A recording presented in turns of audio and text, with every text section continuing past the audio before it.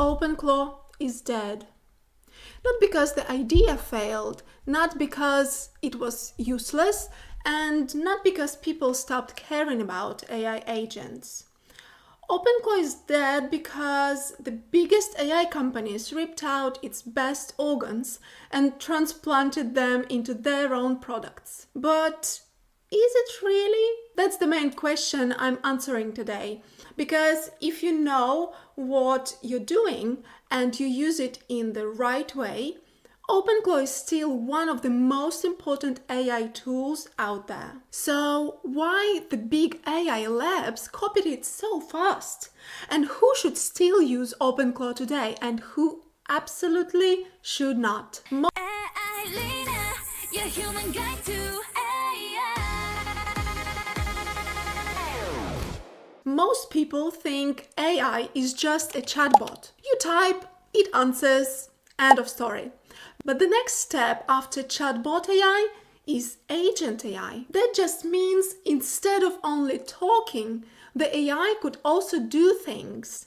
It can remember, use tools, check your calendar, open websites, send updates, run tasks later, work in the background, sometimes even manage other agents. That shift from chatting to acting is why OpenClaw matters so much. Because for a lot of people, OpenClaw was the first project that made that future feel real. OpenClaw describes itself as a self-hosted gateway that connects chat apps like WhatsApp, Telegram, Discord, and iMessage to always available AI agents with sessions, memory, tools, and multi-agent routing. And that is the huge deal. Because suddenly AI is no longer just a smart answer box.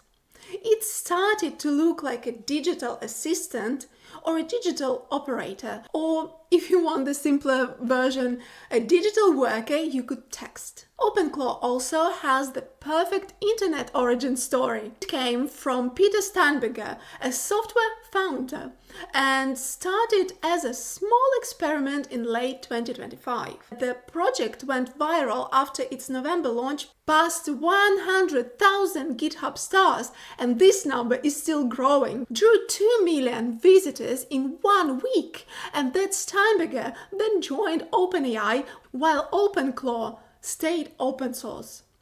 And the naming saga made it even more dramatic.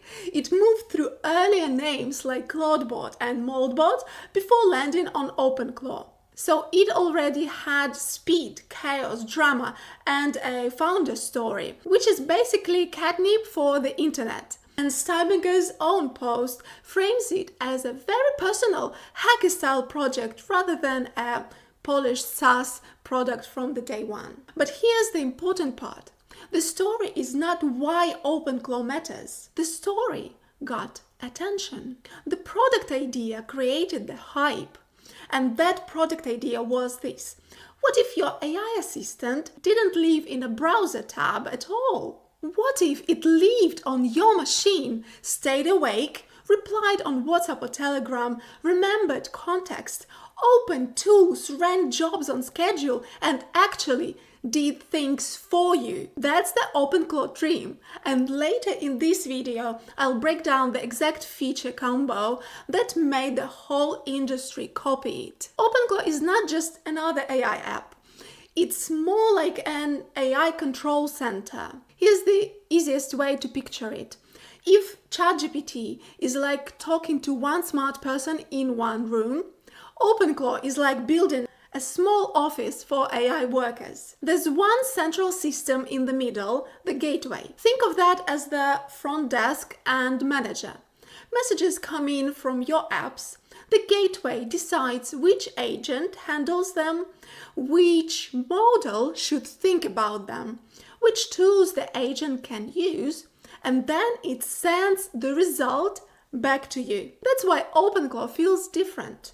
It runs one long-lived gateway per host, connects control clients and nodes over WebSocket and keeps all those messaging services under one roof instead of scattering them across separate apps. And the reason people got excited so much is that it combined things that AI world had mostly been building separately. Memory, so it remembers useful things. Schedule tasks, so it can work later, not just now. Tools and skills, so it can use websites, files, and actions. Messenger integrations, so you can talk to it not only when you're sitting at the laptop. Remote access, so it isn't trapped in one screen. Multiple models integration, so you can choose different brains for different jobs. Multi-agent setup, so one helper can split work across other helpers. That combination is what made OpenClaw feel like a breakthrough. Oh no, the magic was never one killer feature. The magic was that it stopped feeling like software you open and started feeling like software that stays with you. And that sounds cool in theory, but the reason people really fell for OpenClaw was not the architecture, it was the use cases. Because once you see what people actually do with this thing, the hype starts to make sense. The beginner mistake is to hear agent orchestrator and imagine some giant sci-fi robot company. That's not where most people should start. The right way to understand OpenClaw is much simpler. Start with one annoying task you keep putting off. For example, remind me every morning to exercise. Keep checking on me until I've done it. Give me a morning brief, summarize my unread messages, find me 3 restaurant options for Friday, watch for something urgent and tell me only if it matters. That's the real entry point. And honestly, this is why I was confused at first, because I'm not very good at delegating. Treat it like a personal assistant, not a miracle machine. And then once people got comfortable with that, the use cases got bigger. OpenClaw's own site and showcase highlight things like clearing inboxes, sending emails, managing calendars, checking in for flights, automating to-do lists from Telegram, and controlling Home Assistant devices through neutral language. That's a very different mindset from ask AI a question. It is closer to, here's the recurring piece of life or work, please take it off my plate. And once people realized that, they started going in even further. One agent for research, one for writing, one for checking work, one for support, one for scheduling, one for content. OpenClaw's multi-agent system is literally built around separate workspaces, separate sessions, and separate agent identities. So one running gateway can host multiple isolated agents side by side. That's why you now see flashy demos of AI offices and agent stand-ups. One recent demo making the rounds shows agents walking into a virtual meeting room and reporting progress like a tiny Scrum team with GitHub and Jira-style task updates in real time. That kind of demo is theatrical, yes, but it also makes the concept instantly understandable. And this is where OpenClaw stopped feeling like a toy. Because once AI becomes stuff, the whole conversation changes. And now here's where the title starts to make sense. Because the moment OpenClaw proved people wanted this, the giants moved in. And this next part is the real organ donor moment. OpenClaw did not die because it lost the argument. It died because it won the argument. It showed the market what people actually wanted from AI, not just answers, but action. And the big companies started shipping the same shape in safer, cleaner pieces. Anthropic now has remote control, which lets a Claude Code session keep running on your own machine while you continue it from your phone, tablet, or browser. Anthropic also offers scheduled tasks that run on recurrent cadences even when your computer is off, and plenty other features. OpenAI has ChatGPT Agent, which can use apps and tools to do multi-step work, plus tasks that run later even you're offline. and codex sub-agents that spawn specialized agents in parallel so bigger workflows stay organized. Google is building the same feature from inside its own ecosystem.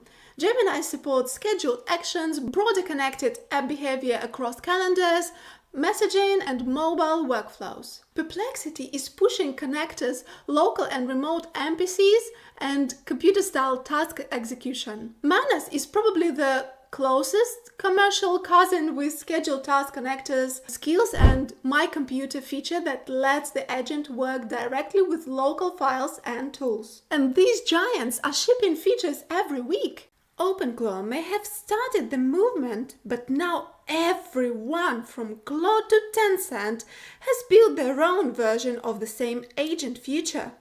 I made a free PDF cheat sheet you can download from the link below. It breaks down the 8 core OpenClaw features, compares the Western rivals against the real clones, and shows the security and hosting trade-offs I talk about in this video. Check who copied what best and tell me in the comments whose version you think won.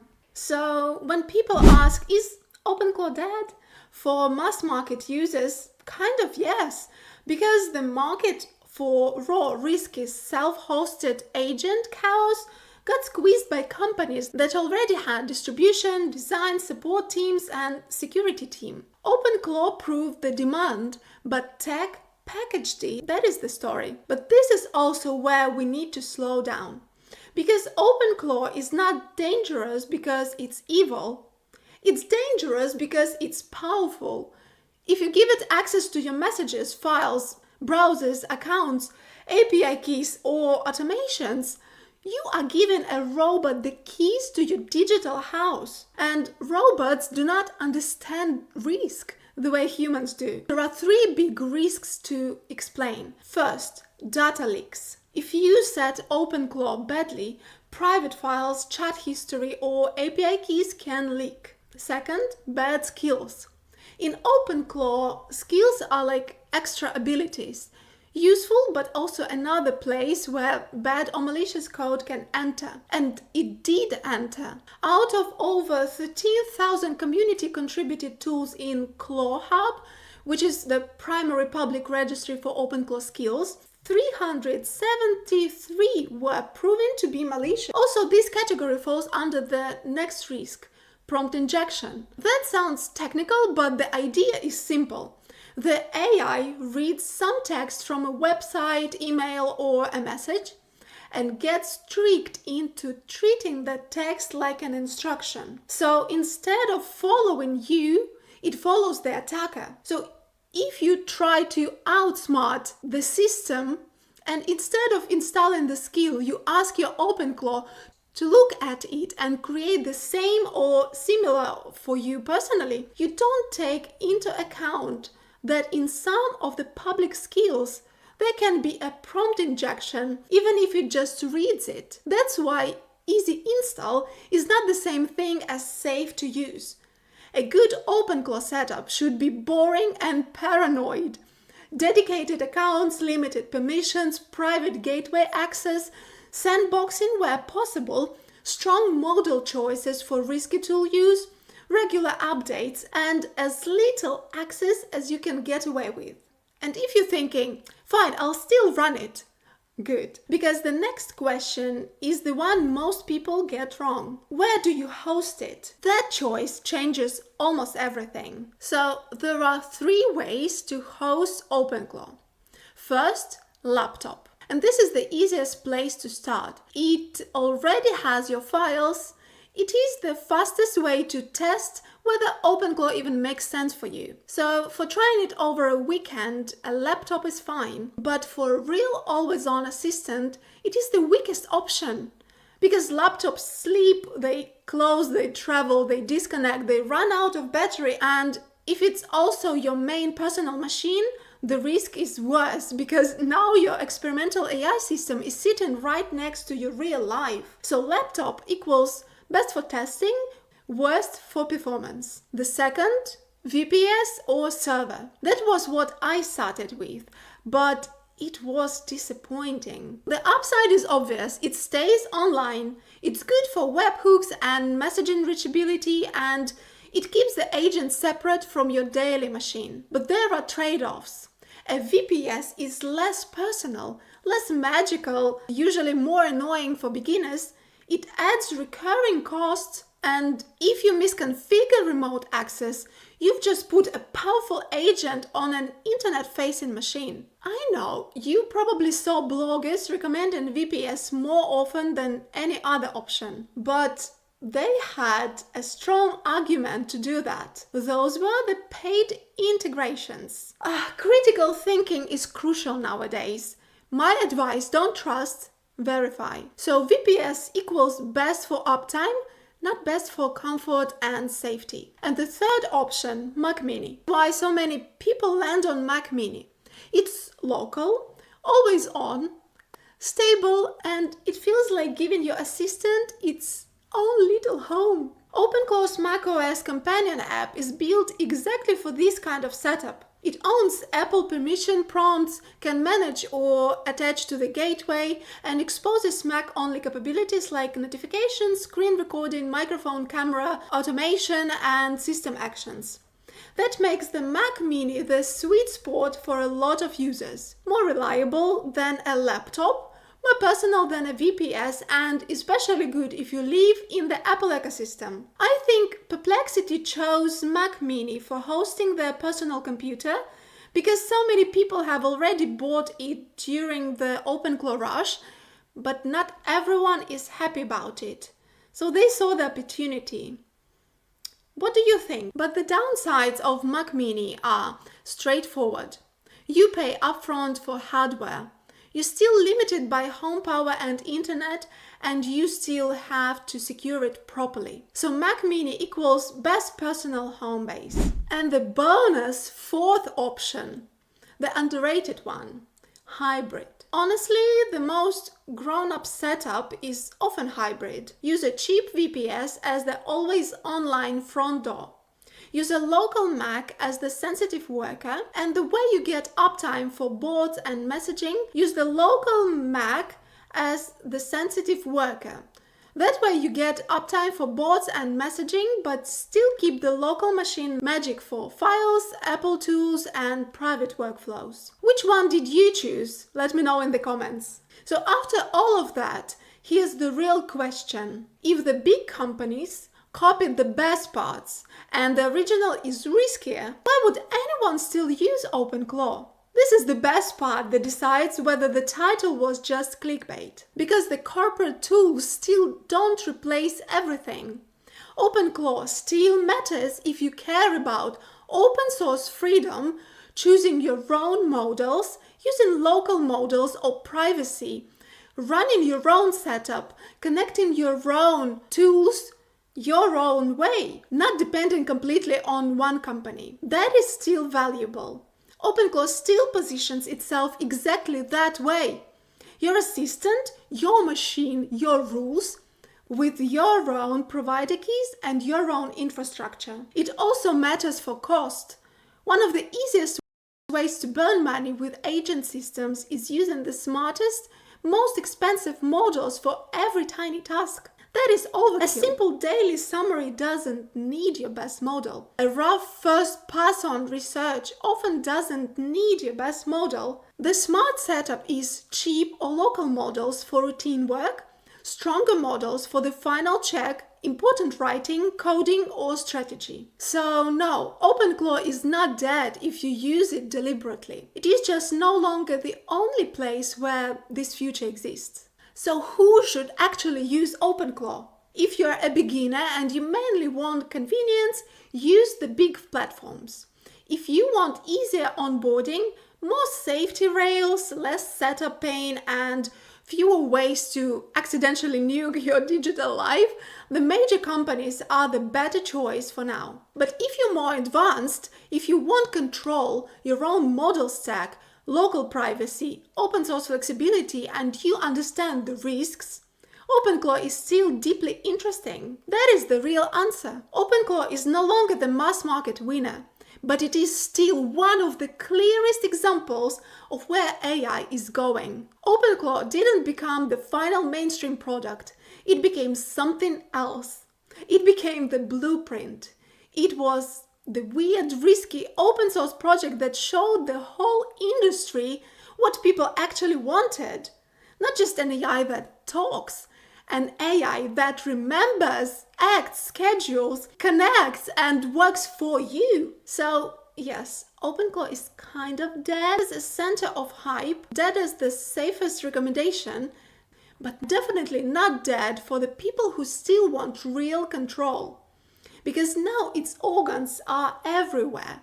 And if you know how to use it safely, Origin still has life in it. Yeah. Yeah, yeah, yeah, yeah, yeah. Yeah.